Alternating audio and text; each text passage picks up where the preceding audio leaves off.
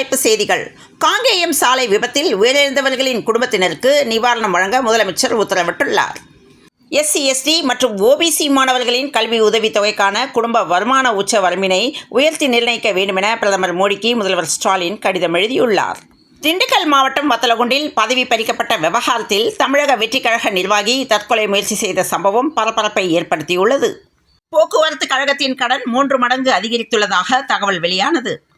அதிமுக தொடர்பாக நிலுவையில் உள்ள உரிமையியல் வழக்குகள் முடியும் வரை அதிமுகவுக்கு இரட்டை இலை சின்னம் ஒதுக்கக்கூடாது என அளிக்கப்பட்ட மனு தொடர்பாக உயர்நீதிமன்ற உத்தரவுப்படி அதிமுக பொதுச் செயலாளர் எடப்பாடி பழனிசாமி மற்றும் ஓ பன்னீர்செல்வம் உள்ளிட்டோர் டிசம்பர் 18ஆம் தேதிக்குள் பதிலளிக்க தேர்தல் ஆணையம் நோட்டீஸ் அனுப்பியுள்ளது. பாரதியின் பிறந்தநாளை தமிழ் இலக்கிய மறுமலர்ச்சி நாள் என கொண்டாடுவதே பொருத்தமாக இருக்கும் என நாம் தமிழர் கட்சியின் ஒருங்கிணைப்பாளர் சீமான் கூறியுள்ளார். பணி நிரந்தரம் செய்யக்கோரி போராட்டம் நடத்திய பகுதி நேர ஆசிரியர்களை கைது செய்ததற்கு பாமக நிறுவனர் ராமதாஸ், தேமுதிக பொதுச் செயலாளர் பிரேமலதா விஜயகாந்த், நாம் தமிழர் கட்சி ஒருங்கிணைப்பாளர் சீமான், அமமுக பொதுச் செயலாளர் டிடிவி தினகரன் உள்ளிட்ட தலைவர்கள் கண்டனம் தெரிவித்துள்ளனர். பொதுவெளியில் அநாகரிகமாக தேவையில்லாமல் எழுப்பப்படும் அஜித்தே என்ற இந்த கோஷம் என்னை கவலையடைய செய்திருக்கிறது என அஜித் தெரிவித்துள்ளார். ஈரோடு மாவட்டம் கோபிச்செட்டிப்பாளையத்தில் மாவட்ட சிறை செயல்பட்டு வருகிறது. இந்த சிறையில் கைதியிடம் செல்போன், கஞ்சா இருப்பதால் சிறைத்துறை அதிகாரிகள் விசாரணை நடத்த வலியுறுத்தி வருகின்றனர். கணவருடன் தகராறு ஏற்பட்டதில் 2 குழந்தைகளை தாய் சாலையில் விட்டு சென்றுள்ள நிலையில் போலீசார் பத்திரமாக மீட்டனர். சுகாதாரத்துறையில் தமிழ்நாட்டிற்கு போதிய நிதி உதவி இல்லை என திமுக எம்பி டாக்டர் கனிமொழி சோமு மாநிலங்களவையில் குற்றச்சாட்டுகளை முன்வைத்துள்ளார். மத நல்லிணத்திற்கான கோட்டை அமீர் விருது தொகை ரூபாய் 5 லட்சமாக அதிகரித்துள்ளது. சென்னை ஐஐடி வளாகத்தில் உள்ள சுதா கோபாலகிருஷ்ணன் மூளை ஆராய்ச்சி மையம் சார்பில் கருவில் உள்ள குழந்தையின் மூளை குறித்து ஆராய்ச்சிகளை மேற்கொண்டு அதன் முடிவுகளை ஐஐடி வெளியிட்டுள்ளது. தாயின் கருவில் உள்ள குழந்தையின் மூளை செயல்பாடுகள் குறித்து மருத்துவர்கள் உள்ளிட்ட பல்வேறு வல்லுநர்கள் அடங்கிய குழுவினர் இந்த ஆராய்ச்சியை மேற்கொண்டுள்ளனர். முதியோருக்காக தனியார் நிறுவனங்களால் கட்டிக் கொடுக்கப்பட்ட வீடுகள் சிறைச்சாலைகள் போல் உள்ளதாக குற்றச்சாட்டு எழுந்துள்ளது.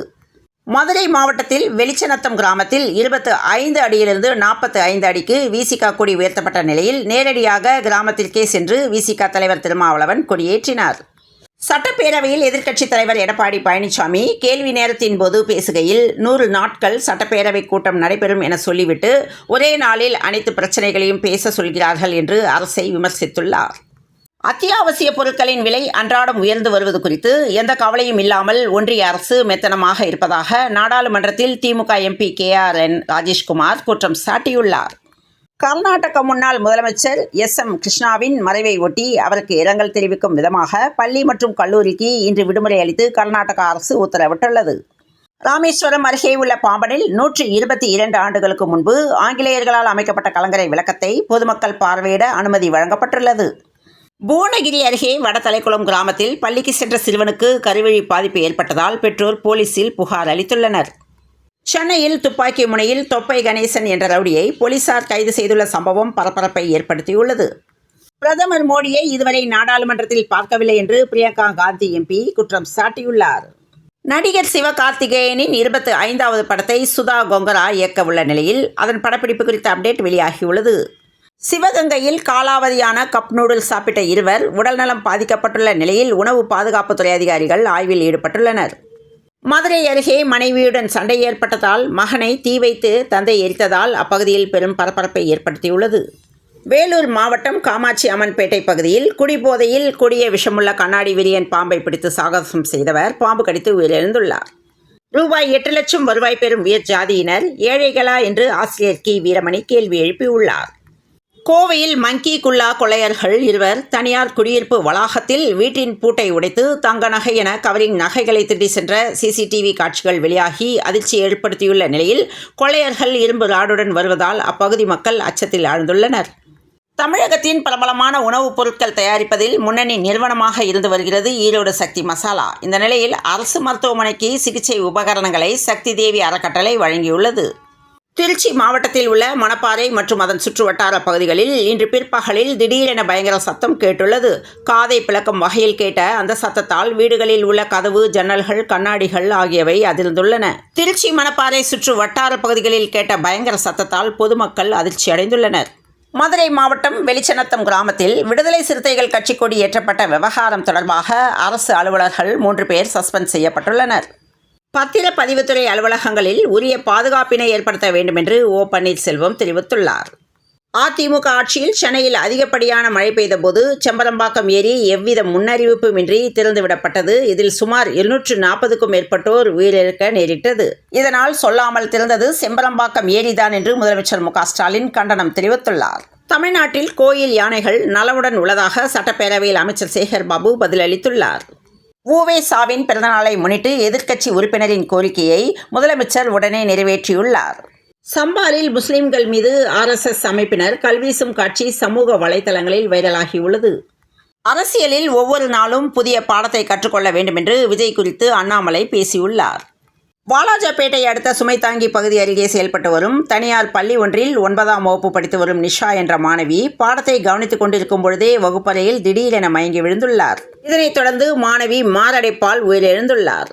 அலங்கு படக்குழுவினர் இன்று நடிகர் ரஜினிகாந்தை சந்தித்து வாழ்த்து பெற்றனர். தமிழ்நாடு மின்சார வாரியத்திற்கு அதானி குழுமம் கையூட்டு கொடுத்ததாக கூறப்படும் குற்றச்சாட்டால் தமிழ்நாட்டின் மானம் அமெரிக்காவில் கப்பலேறி கொண்டு இருக்கும் நிலையில் அது குறித்து விளக்கமளிக்க முதலமைச்சர் மறுப்பதும் அஞ்சுவதும் கண்டிக்கத்தக்கது என்று அன்புமணி ராமதாஸ் கூறியுள்ளார். திருவண்ணாமலையில் தேரோட்டம், பல்லாயிரக்கணக்கான பக்தர்கள் சாமி தரிசனம் செய்தனர். விஜய் அரசியல் நகர்வு சரியாக இருக்கிறது, அவர் கண்டிப்பாக ஜெயிப்பார் என்று அவரது தந்தையும் இயக்குநருமான S.A. சந்திரசேகர் கூறியுள்ளார். எச்சரிக்கை கொடுத்தே சாத்தனூர் அணை திறந்ததாக சட்டப்பேரவையில் முதலமைச்சர் மு.க.ஸ்டாலின் விளக்கம் அளித்துள்ளார். ஜியாலஜி கமிட்டியின் அறிக்கையின் அடிப்படையில் திருவண்ணாமலை உச்சியில் தீபம் ஏற்றுவதற்கான ஏற்பாடுகள் செய்யப்பட்டு வருகிறது என அமைச்சர் சேகர்பாபு பேரவையில் தெரிவித்துள்ளார். விடுதலை சிறுத்தைகள் கட்சியில் இருந்து சஸ்பெண்ட் செய்யப்பட்டுள்ள ஆதவ் அர்ஜுனா 2021 சட்டசபை தேர்தலின் போது பிரசாந்த் கிஷோரை அழைத்து வந்தது நான் தான் என்று வீடியோ வெளியிட்டுள்ளார். வாய்ஸ் ஆஃப் காமன் அழைப்பு விரைவில் ஒரு இயக்கமாக வீரநடை போட உள்ளது என்றும் அந்த வீடியோவில் தெரிவிக்கப்பட்டுள்ளது. கட்டுமான பொருட்களின் விலையை குறைக்க முதல்வர் கவனம் செலுத்த வேண்டுமென தமிழ்நாடு கட்டுமான தொழிலாளர் நல வாரிய தலைவர் பொன்குமார் வலியுறுத்தியுள்ளார். அதானி என்னை வந்து சந்திக்கவும் இல்லை, நான் அவரை பார்க்கவும் இல்லை என்று சட்டசபையில் முதல்வர் பதிலளித்துள்ளார். தமிழக மின்சார வாரியத்தை லாபத்தில் இயக்க ஊழல்கள் முறைகேடுகளை களைய வேண்டுமென பாமக தலைவர் அன்புமணி தெரிவித்துள்ளார். கஞ்சா வியாபாரிகளுடன் தொடர்பில் இருந்ததாக நடிகர் மன்சூர் அலிகானின் மகன் கைது செய்யப்பட்டு சிறையில் அடைக்கப்பட்டுள்ள நிலையில் இந்த வழக்கில் புதிதாக மேலும் 2 பேர் கைது செய்யப்பட்டுள்ளனர். அவர்களிடம் காவல்துறையினர் நடத்திய விசாரணையில் பாங்காக்கில் இருந்து கஞ்சா எப்படி கொண்டு வரப்பட்டது என்பது குறித்து தகவல் வெளியாகியுள்ளது. டங்ஸ்டன் விவகாரத்தில் முதலமைச்சரின் நிலைப்பாடு பாராட்டத்தக்கது என்று கமலஹாசன் ட்வீட் செய்துள்ளார். இந்தியா ஆஸ்திரேலியா அணிகள் மோதும் பாக்ஸிங் டே டெஸ்ட் கிரிக்கெட் போட்டிக்கான டிக்கெட்டுகள் அனைத்தும் விற்று தீர்ந்துள்ளதாக ஆஸ்திரேலியா கிரிக்கெட் வாரியம் அறிவித்துள்ளது. உலக செஸ் சாம்பியன்ஷிப்பில் மீண்டும் முன்னிலை பெறுவாரா குகேஷ் என்ற கேள்வி எழுப்பியுள்ள நிலையில் 13வது சுற்று இன்று நடக்கிறது. ISL கால்பந்து தொடரில் இன்று சென்னை நேரு விளையாட்டு அரங்கில் இரவு 7:30 மணிக்கு நடைபெறும் ஆட்டத்தில் சென்னையின் FC, ஹைதராபாத் FC அணிகள் பல பரீட்சை நடத்துகின்றன. சென்னையில் 2 நாட்களில் 22 கேரட் ஆபரண தங்கத்தின் விலை பவுனுக்கு ரூபாய் 1240 உயர்ந்து நகை வாங்குவோர் மத்தியில் அதிர்ச்சியை ஏற்படுத்தியுள்ளது. இதனைத் தொடர்ந்து சென்னையில் இன்று 22 கேரட் ஆபரண தங்கத்தின் விலை கிராமுக்கு ரூபாய் 80 உயர்ந்து 1 கிராம் 7285 ரூபாய்க்கும், பவுனுக்கு ரூபாய் 640 உயர்ந்து 1 பவுன் 58,280க்கும் விற்பனையாக உள்ளது. அடுத்த 3 நாட்களுக்கு தமிழகம் முழுவதும் பரவலாக மழைக்கு வாய்ப்புள்ளதாகவும், அதே வேளையில் வங்கக்கடலில் நிலவும் ஆழ்ந்த காற்றழுத்த தாழ்வு பகுதி புயலாக வலுப்பெற வாய்ப்பில்லை என்றும் தமிழ்நாடு வெதர்மேன் என அறியப்படும் வானிலை ஆர்வலர் பிரதீப் ஜான் கணித்துள்ளார். காற்றழுத்த தாழ்வு பகுதி தென்மேற்கு வங்கக்கடல் பகுதிகளில் இலங்கை தமிழக கடலோர பகுதிகளை நோக்கி நகரக்கூடும் என வானிலை ஆய்வு மையம் அறிவித்துள்ளது.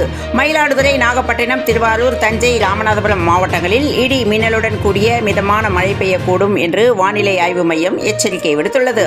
தமிழகம், புதுவை மற்றும் காரைக்காலில் இன்றும் நாளையும் மிக கனமழைக்கான ஆரஞ்சு அலர்ட் விடுத்துள்ள இந்திய வானிலை ஆய்வு மையம் தமிழகம், புதுவையில் 13 மற்றும் 16ஆம் தேதிகளில் கனமழைக்கு வாய்ப்பு உள்ளதாக தெரிவித்துள்ளது. இந்நிலையில் சென்னை அடுத்த திருவேற்காடு, வேலப்பஞ்சாவடி, வானகரம், மதுரவாயல் உள்ளிட்ட பகுதிகளில் பரவலாக மழை பெய்து வருகிறது. காட்டுப்பாக்கம், பூவிருந்தவள்ளி, ஐயப்பன்தாங்கல், மாங்காடு உள்ளிட்ட பகுதிகளில் சாரல் மழை பெய்து வருவதால் குளிர்ந்த சூழல் நிலவி வருகிறது. இத்துடன் இந்த செய்திகள் நிறைவடைந்தன. மீண்டும் நாளை செய்தியில் சந்திப்போம். நன்றி, வணக்கம்.